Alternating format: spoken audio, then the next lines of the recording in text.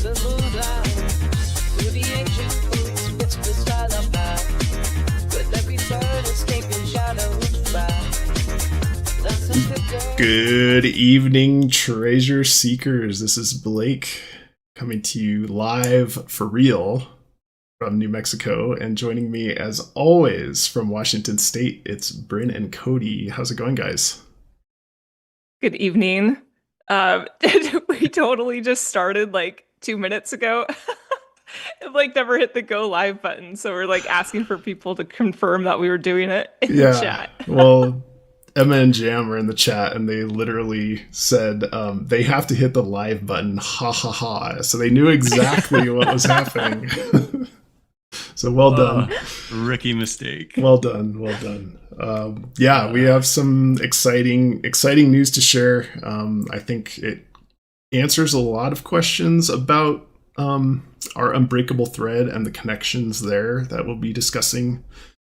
I think we can just jump right into it if we want. The audience has been waiting patiently since we're a couple minutes late now. Sorry.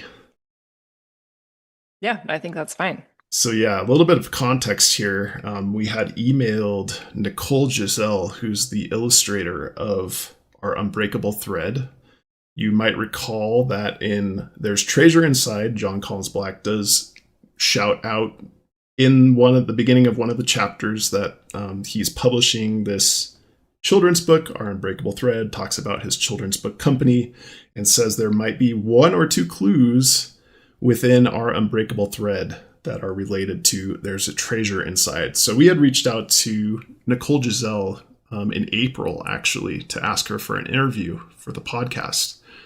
We emailed her exactly one time and never heard anything back until last night. And so we got an email back from Nicole, and it has some very interesting information in it. And let's dive right into it. Bryn, I think you're going to be in charge of giving the information from the email here.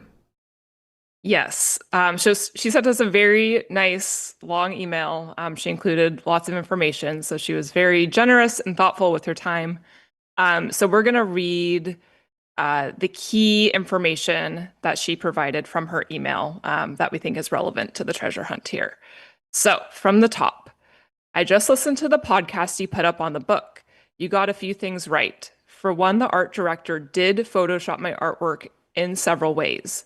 You already found one in the dust jacket and the book cover. The blob on the tree was originally there. It is typical that original art may be modified by an art director as part of the finalization process. However, what was atypical is that none of these changes were reviewed with me prior to publishing. Notably, two things. So these are the two big main things. We'll come back to that at the end, because obviously we're going to be talking through that a lot. Yeah, we'll read through the whole email first, and then we'll come back point by point so we can discuss it in more detail. So sorry for that disclaimer. Okay, then jumping ahead, the overall lighting and contrast is a printing error that makes every page in the book have different color and contrast profile from the original art. Normally, a publisher has the images professionally scanned, but I personally scanned all the artwork myself as per the publisher's recommendation. Also, normally the publisher shares the printed proofs with the illustrator prior to publication to ensure that the color is correct. The publishers did not do this in my case. For things you've noted and observed in the book, such as the Boston snow globe, the quilt, the turtle, and kite on the wall, these are all Easter eggs from my own personal experiences and not coordinated at all with the author.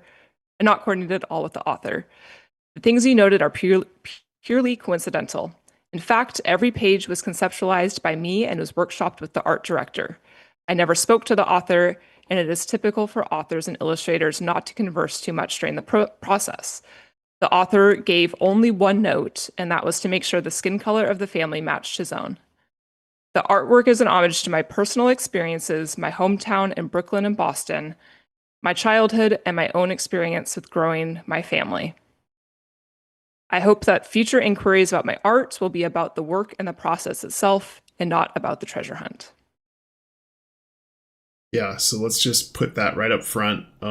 Based on this message that we have with Nicole, I don't think she's too eager to talk about the treasure hunt at all, since she didn't have any information about it from the publishing company, from John Collins Black, that it seems like maybe she is getting some emails about this. We certainly know that Treasures Galore showed an email from February where he was interacting with Nicole a bit. She didn't express consternation at that point because she hadn't received a lot of inquiries.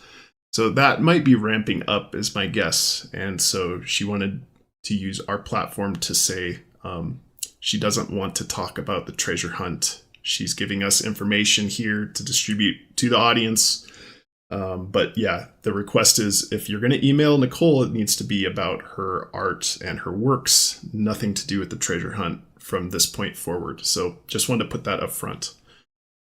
Okay, so there's a lot to unpack there, Bryn, Cody. Should we start from the top and kind of go line by line through that email again? Yeah, I mean, we can certainly summarize here. So, her relationship throughout the process with the art director, getting that confirmation right off the bat that there was photoshopping, which I guess we had kind of concluded before based off, like she said, the blob versus not the blob on the back cover and the dust jacket, which still I would assume is mysterious. Yeah, so to everybody. I don't think we have an answer for that.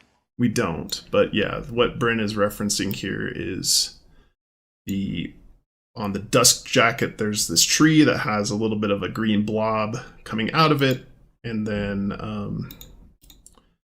you can see on the actual book cover that blob has been edited out. So that was our first clue that we had talked about in our episode on Our Unbreakable Thread historically, that we did know that there had been at least one evidence of Photoshop here, and Nicole confirmed that.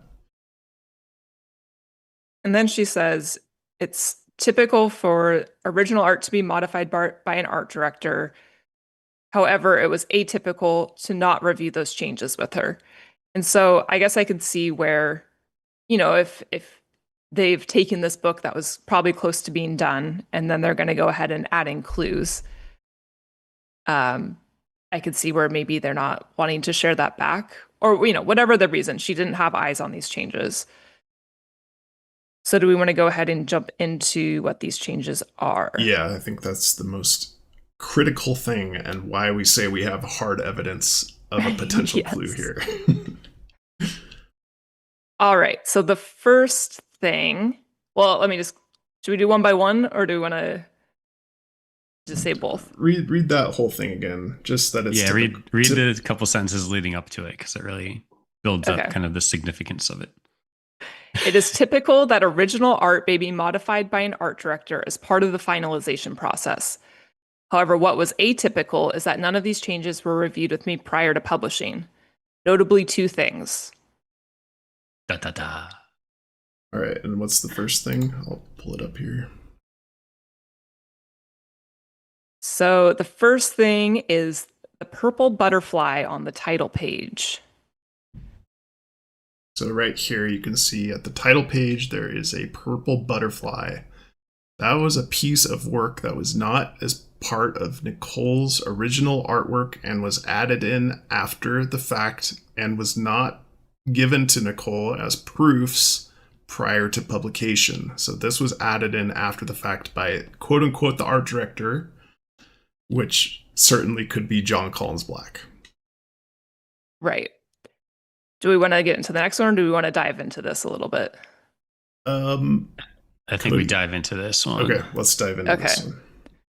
And So by dive in, we're still going to give Sure, a pretty zoomed out overview of our initial thoughts and what she had said in her email. I don't know, Blake, do you want to speak to our plans for when we construct our thoughts? So yeah, this will be just a quicker live show. We won't go too long here. We will plan to talk more about ideas, since we're going to be doing some hardcore research on what this means. And hopefully the audience will too. Feel free to send in your ideas about what this means to the mailbag, tips.ttiunofficialpodcast@gmail.com. You can find that information below once this podcast recording goes live. but yeah, we're going to be diving into this a lot this week and coming up with our findings and what we think this means in our next episode next Monday. Yeah. So I think we're So- toying with the idea of our next episode being kind of formatted similar to how we did the part 2 boxes. Mm-hmm. We recorded those earlier on. So it would be kind of a show specifically or an episode specifically geared towards these findings, and a lot of research going into it.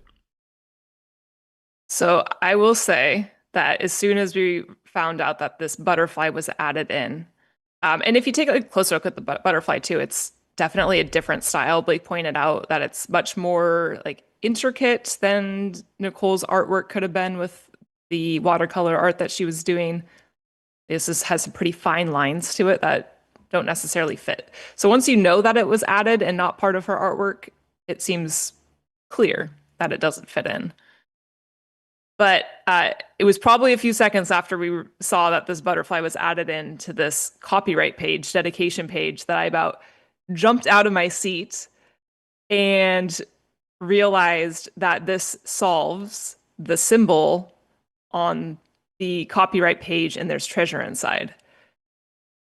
So that weird little symbol also on the copyright page of there's treasure inside is a butterfly. That's our working... And also where he's talking about, where it references artwork. Yep. Yeah, so it's too much of a coincidence to have a butterfly on the copyright page in Our Unbreakable Thread as the main component of what was added by the art director, quote unquote, and then also have this symbol on the copyright page of there's treasure inside. This is a butterfly, is our working theory. Yeah. I don't even think it's a word. I think it's solved. I think this is our first official solved. It's I'm normally pretty skeptical of everything, and I'm about as convinced as I think I'm ever going to be in anything that's related. Yeah. And I mean, I don't think we won't get too deep into it, but we just we were so excited about this find that we kind of just did some very high level skimming of okay, how does a butterfly fit in with there's treasure inside? And obviously we have we have wings throughout the book. Don't Wing It is a chapter title. Don't Wing It. One of the artwork pieces that was commissioned by John Collins Black is the ruby earrings that are shaped like wings. And I mean, butterfly is a pollinator. We have bee landing on a pistil. For the Hopi calendar, they have... You're giving away the whole next episode. There's so much more. There's so much that we're going to get into. We have the Hopi butterfly dance. So I think there's a lot that could be tied in with this butterfly wing theme that we're just kicking off, and I'm so excited. A lot of connections that we made in a very short amount of time once we started focusing on the butterfly stuff. Yeah, so we'll be collecting our thoughts on this and evidence for things that we think might be associated with this theme. Obviously, it's not going to be... It's just one clue, which, as specified by John Collins Black, there's a clue in Our Unbreakable Thread. We think this is it, or at least one of two. We'll get into the next one after this. All right. Any other thoughts on the butterfly? The butterfly connection solved. It's just very exciting. It feels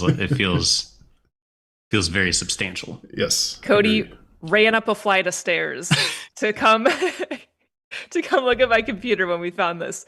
It was thrilling. It's the first time where it's I mean, there's been so few things solved in this book where just even I don't know, calling this a small victory. Maybe it's bigger than a small victory, but feeling like you can actually lock something in was very rewarding. It was awesome. Yeah, and I don't know if we're gonna get any more, honestly, for the hunt, because this is information that we're getting from the illustrator of Our Unbreakable Thread. So we're not going to get information, at least for many years, supposedly from John Collins Black.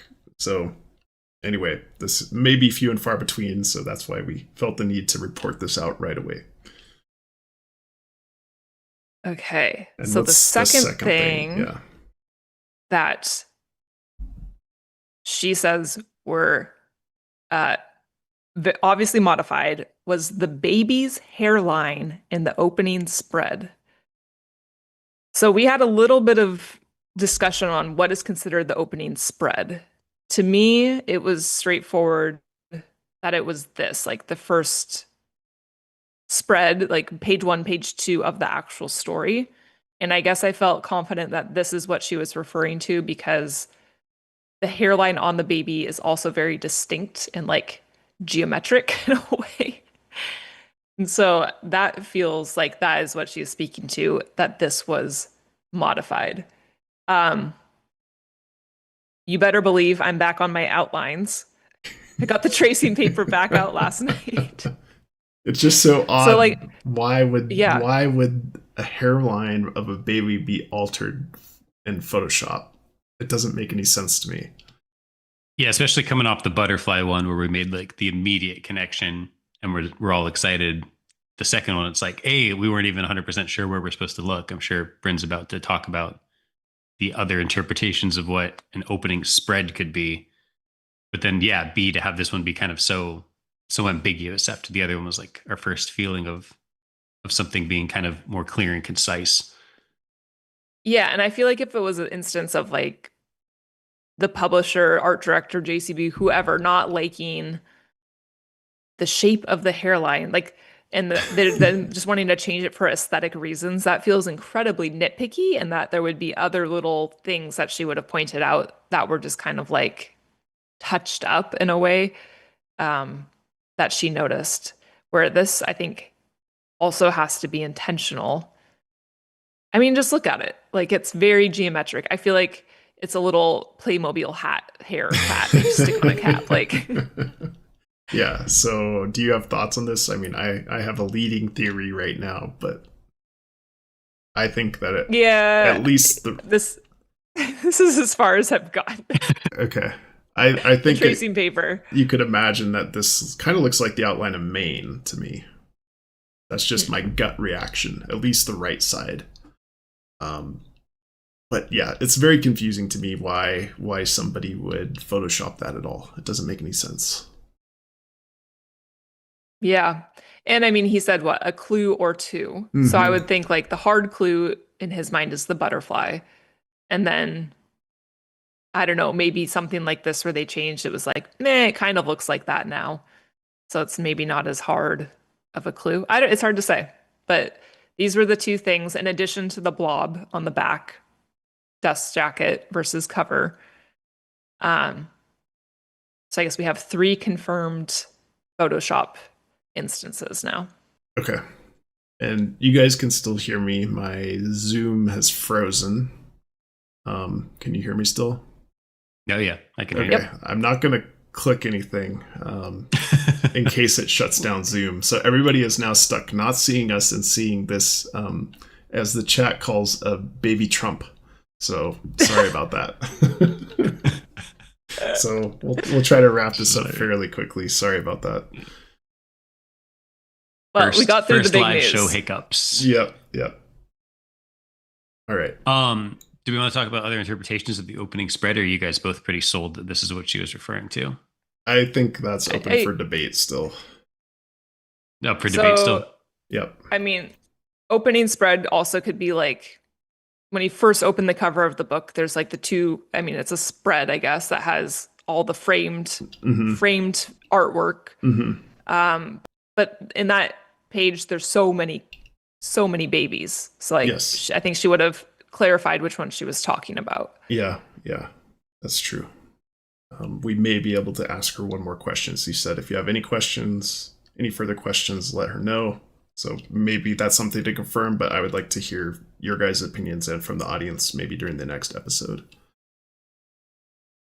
And then just to kind of double down on why I'm confident this is the opening spread, you then go into like the title page on the inside, and it's not really a spread. There's just a picture on one side, and at that point, it's no longer a baby. It's like a full-grown child. Mm-hmm.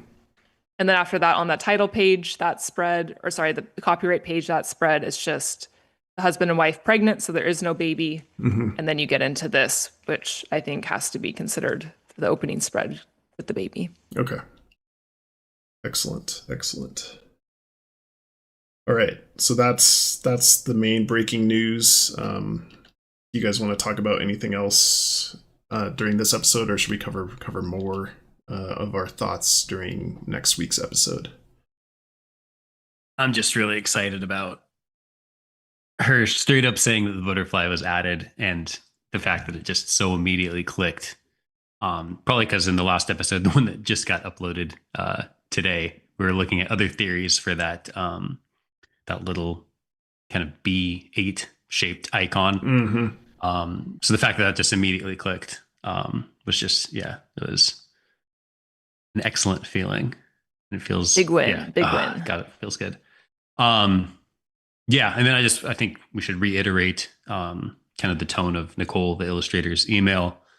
We kind of got the impression, or maybe she just straight up said, she wasn't aware of the treasure hunt and kind of didn't know that her art was going to be meticulously picked through by thousands of treasure hunters. Fine tooth comb, yeah. And she definitely didn't seem very enthusiastic about like receiving multiple emails regarding the treasure hunt, and that she was more interested in the artwork herself. So, right, but she also was very nice. She was, yes, very kind in her response and very generous to be able to provide this information. But like, let's also just as a community take this as she has revealed everything that there is to reveal, and so we don't have to pester her anymore.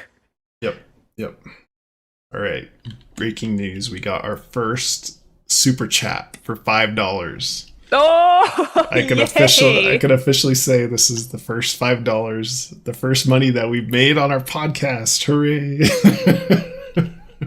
Congratulations, everybody. We're getting blizzards tonight.